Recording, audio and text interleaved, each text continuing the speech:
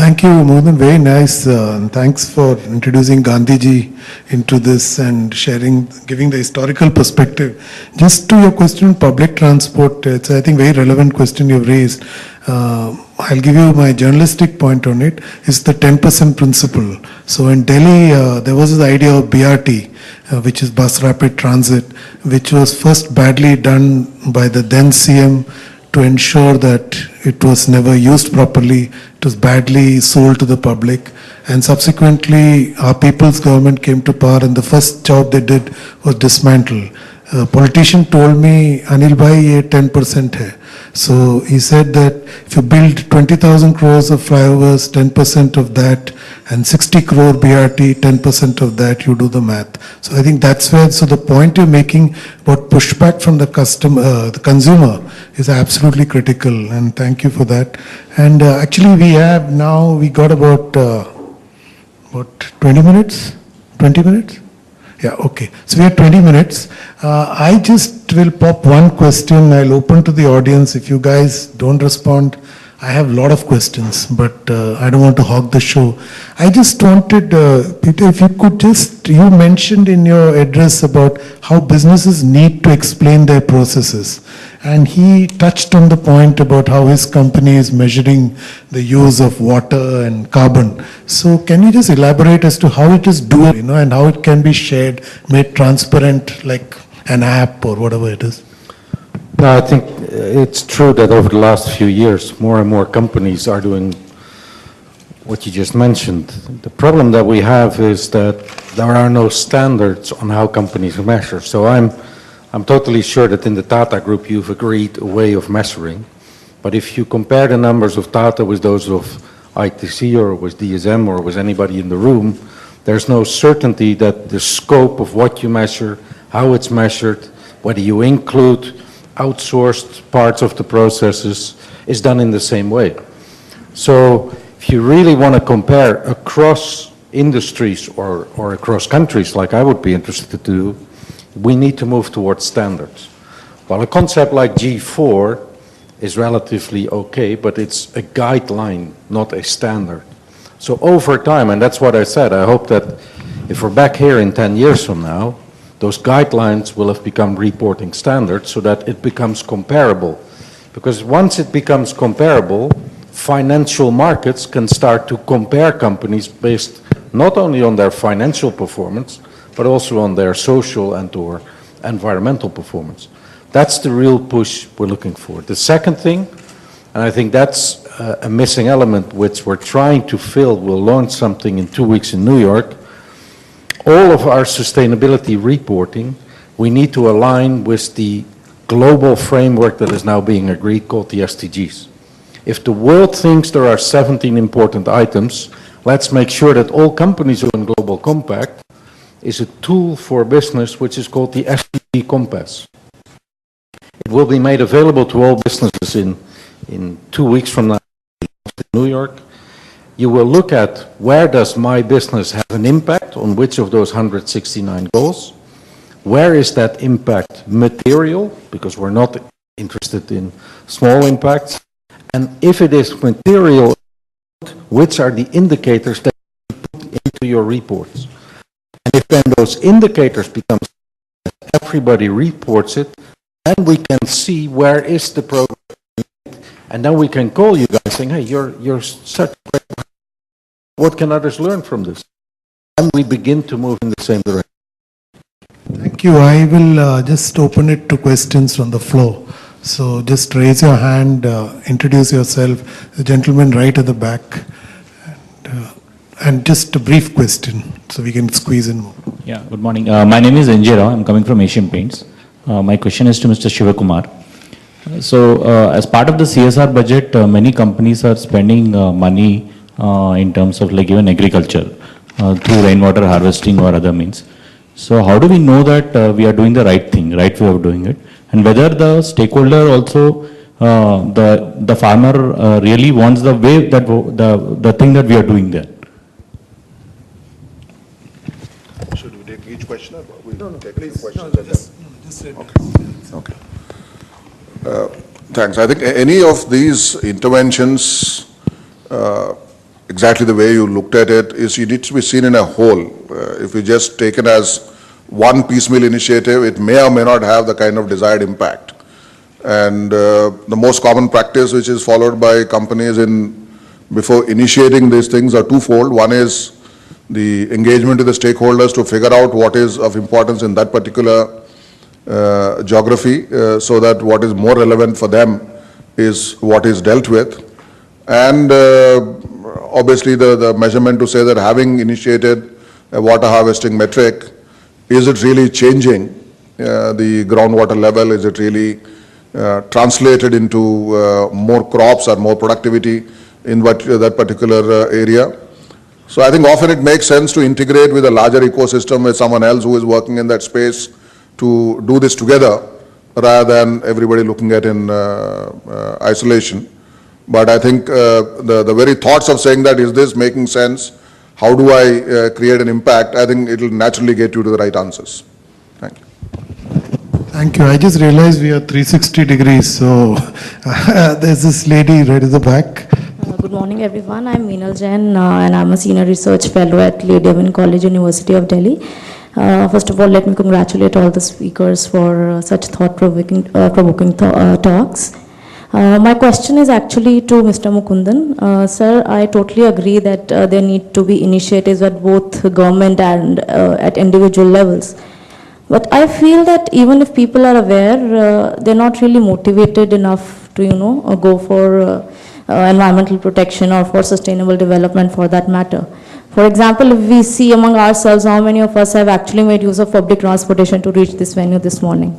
So I think we are so used to convenience that sustainable development has actually taken a back seat.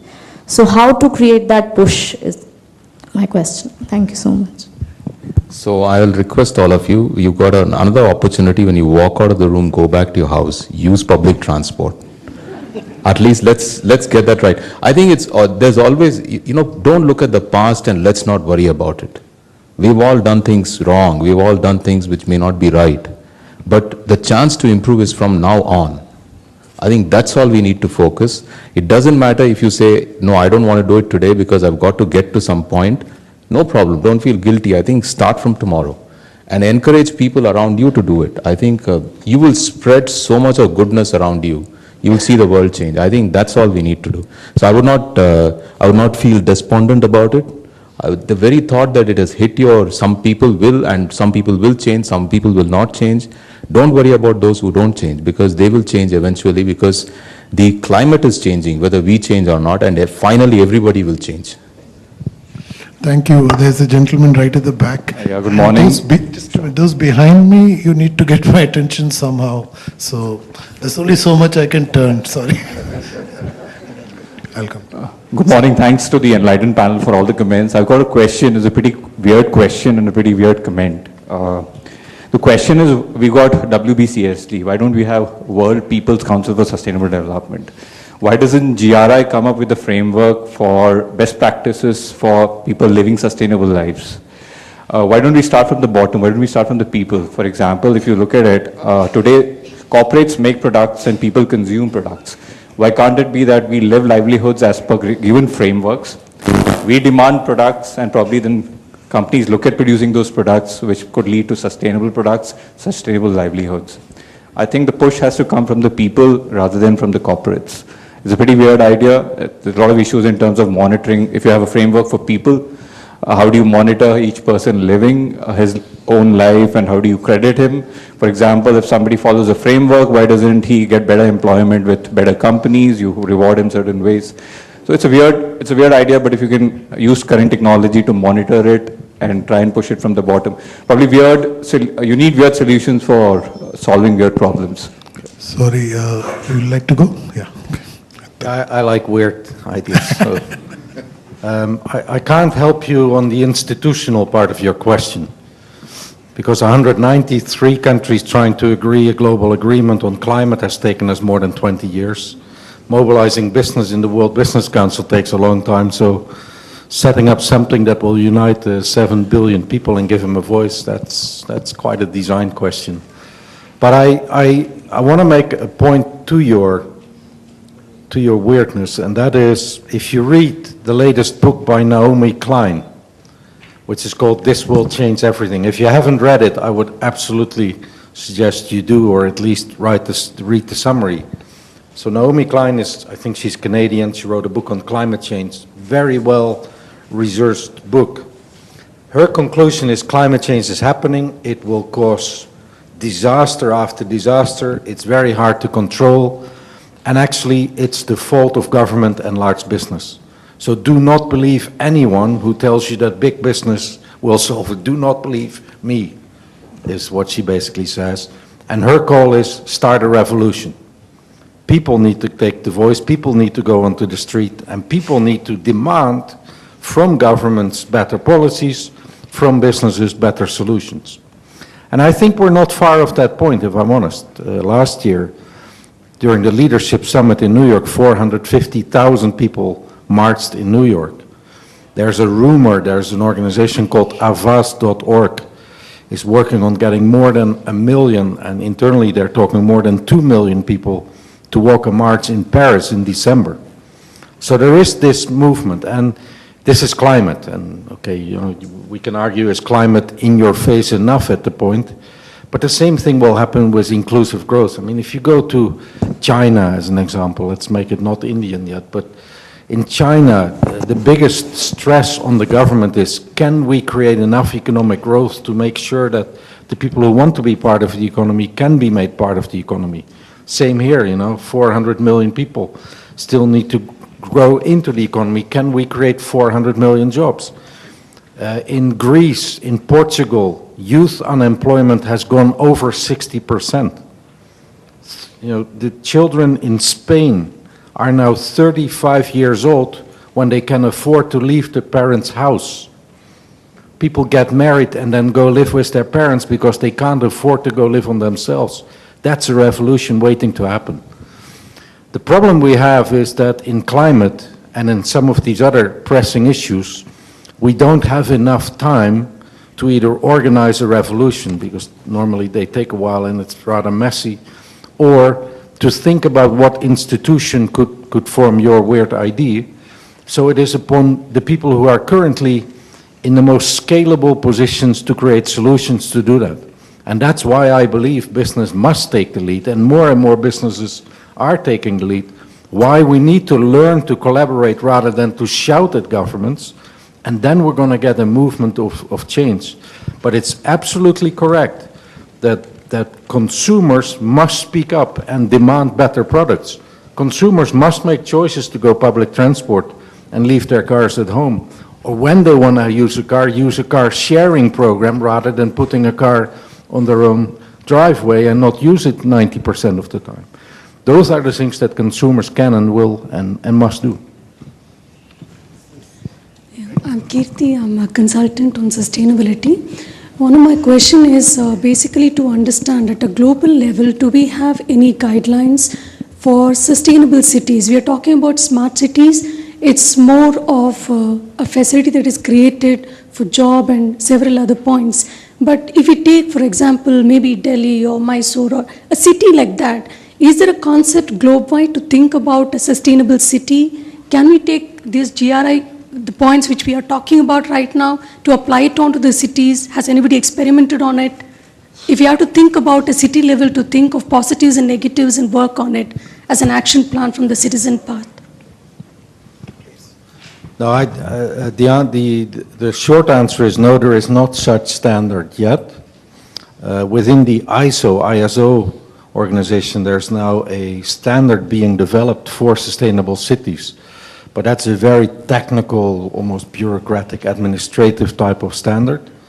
There are enormous amount of initiatives around cities. You have the C40, which came out of the Clinton initiative. You have ICLEI. Mayor Bloomberg is very active with his Bloomberg Foundation. There's all kind of initiatives, but they are at this point in time still rather competitive instead of collaborative. Next year is an important year, 2016, because in October the UN will organize what is called Habitat in Quito in Ecuador. which is another big conference they organize once every 20 years, and next year is another one, and that looks at sustainable urbanization, i.e. sustainable cities. I think that's going to be the platform to do a lot of consolidation in all those initiatives and to link business solutions into that as well. But at the moment, it's not in existence yet. Thank you. Sorry, please. Just Hi, myself Santosh from WBCSD. one second. Just give me a minute. I think there was a string of questions which set off a thought. I think number one, I want to address one question. It's far easier to make sure that 500 or 1,000 companies in the world change because bulk of the stuff which you buy or sell goes through those 1,000 odd companies. So I think it is important to have the CEOs commit to change and they are clear about what they are changing, have common metrics, and what Peter's trying to do in terms of that app is certainly something very useful, sustainability compass. I think if these 1,000 companies change, a lot of impact can happen. These companies can actually influence consumers. There's been a lot of question about what you can do at individual level, and I certainly feel, a lot of us don't take interest in our civic life. I think that's something which we must start doing as a first step. To your questions, if you could, how many of us have met the ward officer? How many of us have gone to our municipal commissioner's office or well, I don't know what you call in Delhi, in Bombay we call them ward officer and ward engineer, have met with them and know them by name. And it's possible to do. You can organize yourself by your building, you can organize yourself by a small set of group of buildings. And the whole issue of, you're falling sick, this whole issue of malaria attacks and all that which you see on headlines, they're all about water bodies, stagnating water in and around your little areas. I think this can be very much mobilized, not through a national revolution, but in your area which may have 1,000 people. And getting even 100, 200 households to think alike out of that 1,000, which is only 10%, is possible for individuals to do. If you do that, you will see movement. One of the reasons I think some cities have progressed ahead is because they've got very formal system of how do you function as a society, and each society then creates pressure point on the ward to act on issues. But if you don't create those pressure points on government agencies, firstly, they don't know where the problem is. Ward officer goes to the ward, he doesn't know it. Once he knows about the problem, he can start solving. We always lay blame on the government even without knowing that they may actually not know the problem itself. They may have the power to solve, but making them aware of the problem may be the first step to do. I think what we all need to sort of think through is not about the fact that we started voting now, our voting percentage has gone, but has our civic participation percentage gone? I think the day it goes up, we will change massively. Great point. Sir. Hi, myself Santosh Agarwal from WBCSD. To the best of my knowledge, most of the public transports runs in losses, which in turn leads to safety, maintenance, carbon emission, etc. So any kind of government or this central or state government has any kind of VGF model, which is nothing but the viability gap funding kind of model, which is supports to public transport runs in a proper way. You want to address, it's more of an urban question than address to this. Actually, just to this lady, we were asking about, there are, I think, standard models which cities can pursue.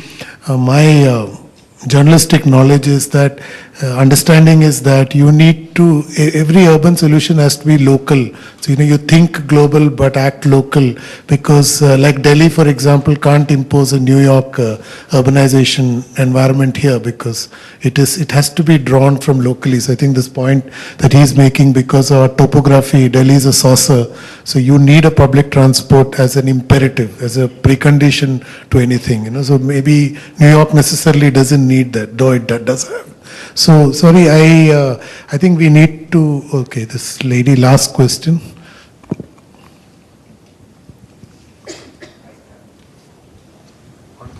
Hello, I'm Monica from ACC Limited. We are talking about the people making smart choices for the public transport, demanding sustainable products, and then people going to MCD and ward officer for our, so I guess what I think the basic system, we need to get the sustainability embedded into the DNA for our education system. Because unless the student starts realizing the importance of sustainability from their childhood, they would not understand and they would not practice sustainability in the future. So here we are talking about sustainable business in 2025. So if this sustainability is truly realized in true spirit by the students, we can imagine not only the sustainable business but sustainable planet. So I just want to understand that how can businesses or any of us or the media can influence the policy maker to get this sustainability embedded into our education system.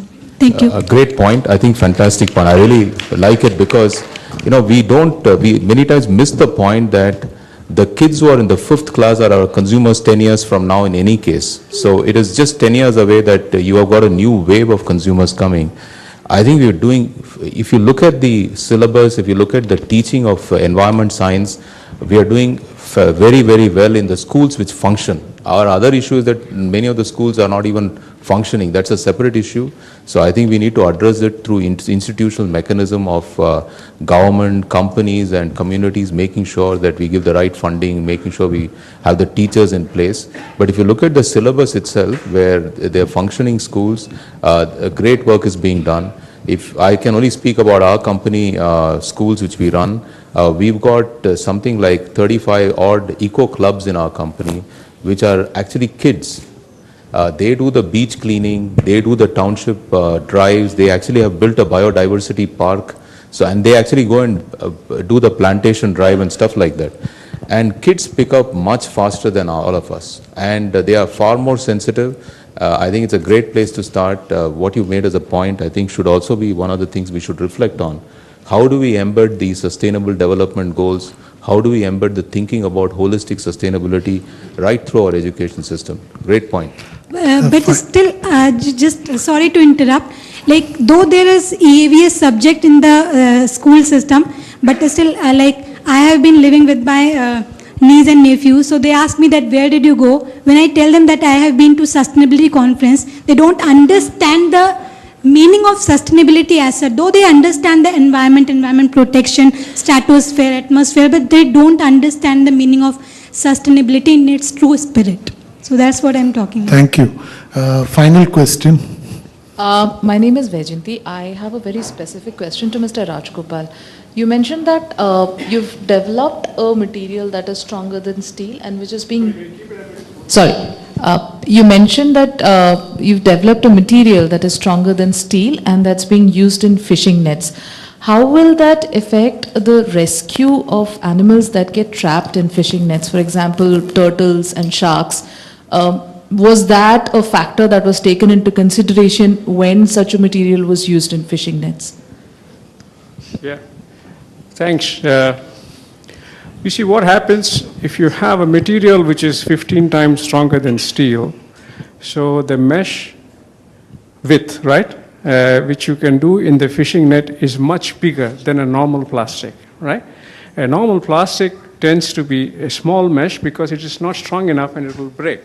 Whereas this can be 3-4 times the mesh size. So this does 2 or 3 things.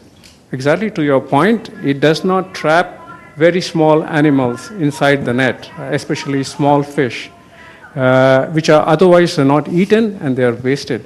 And small fish are of 2 types. The fish can be as a species small, or the fish can be young, waiting to grow. Both are not good news, especially the second one is definitely not good news. So that is how actually this is a far more sustainable solution. And because the nets tend to be not dragged down by weight because there's no steel used, they tend to be above the ocean floor, so there is no disturbance of the ecology as well. So that's how it helps. Since you raised the issue about fishing, I also want to highlight one issue India should celebrate.